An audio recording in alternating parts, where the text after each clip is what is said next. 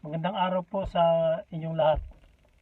Sa video pong ito ay muli kaming magbabahagi ng karagdagang kaalaman sa kung papaano natin malulunasan ang iba't ibang karamdaman na dumarating sa atin nang hindi tayo umiinom ng gamot. Ito po ay mga libreng kaalaman na sineshare namin sa inyo dahil sa kagustuhan naming makatulong sa ating mga kababayan na talagang wala namang kakayahang pumunta kaagad sa ospital dahil sa kakulangan sa pinansyal. Ngayon sa video pong ito ay tatalakayin natin yung walang tigil na pag-ubo. Totoong mahirap na kalagayan po yan. Masakit sa likod. Di po ba? Minsan may kasama pang sipon yan. Masakit sa lalamunan. So, pagka ang ubo nyo po ay hindi na tumitigil, dapat ay magpatingin kayo sa doktor. Baka mamaya kung ano na yan. Bakit hindi tumitigil? Dapat ay tumigil yan, di ba? Ang ilang araw lang. Baka mamaya meron pang mas malalang karamdaman kayo sa likod ng ubo na yan. Hindi natin alam. So, mas makabubuti na pumunta rin kayo sa doktor para maagapan kung ano man yan. Pero sa video pong ito ay may ituturo din kami sa inyo kung papaanong patitigilin natin ang ubong ayaw ng tumigil. So i-try nyo rin ito, baka po makatulong sa inyo. Pero inuulit po namin, para makatiyak kayo ay magpatingin kayo kung meron lang din kayong pantustos, kasi baka kung ano na po yan. Pero again po, sabi nga ng iba ay yung mga itinuturo namin ay parang magic. Talagang nawawala daw yung kanilang mga nararamdaman sa iba't ibang bahagi ng kanilang katawan. Ang totoo po ay walang magic, walang halong magic.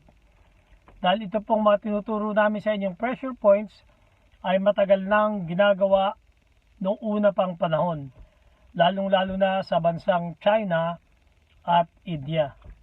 Maging dyan sa atin.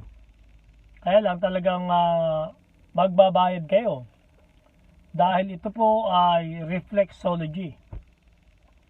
So magbabayad kayo sa isang reflexologist para matugunan ang inyong mga karamdaman sa pamamagitan ng gagawin nila sa inyong pressure points.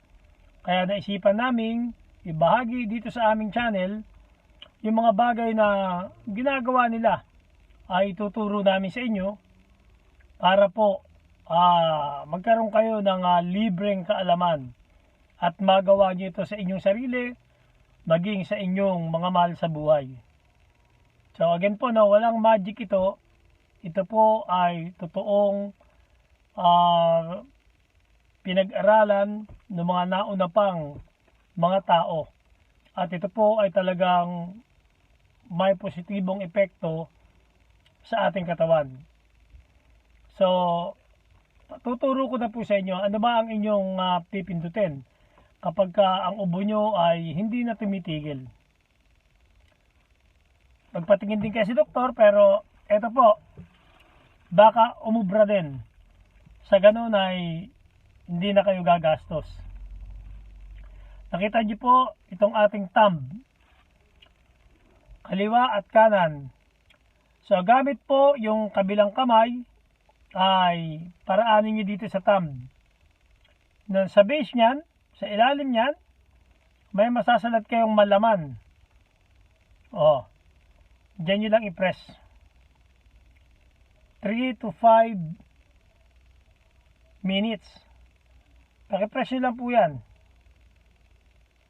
Kung kabila naman, parehas lang din po. Paraanin nyo hanggang sa ilalim. Pinto kayo din sa malaman. May bumpy part yan sa base ng ating thumb. Doon kayo huminto at i-press nyo lang. Simpleng-simple lang po.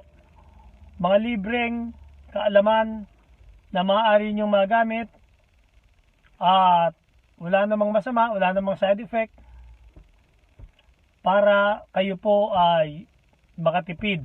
Hindi lamang sa pera, ganun din sa oras at panahon ng pagpunta nyo sa mga manggagamot. So, kung hindi pa rin tumigil, ay magpatingin na kayo sa doktor. Baka kung ano na po yan.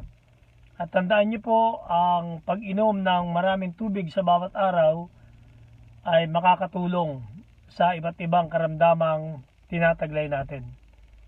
So, umaasa po kami na sa video pong ito ay dadagdagan ang ating kaalaman. Kapag ako po ay umuwi dyan sa Pilipinas, ay magbe-base ako sa Caloocan. At ibibigay ko sa inyo ang address na aking tutuluyan.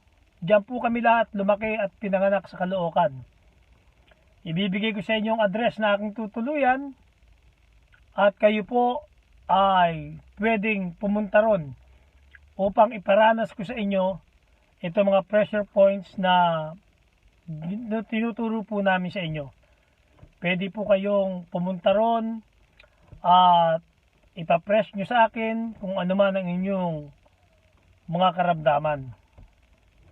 So, umaasa po kami na patuloy kayong susubaybay dito sa aming channel. Paki-like and share po ang aming mga video at mag-subscribe na rin kayo. Magandang araw po muli sa inyong lahat.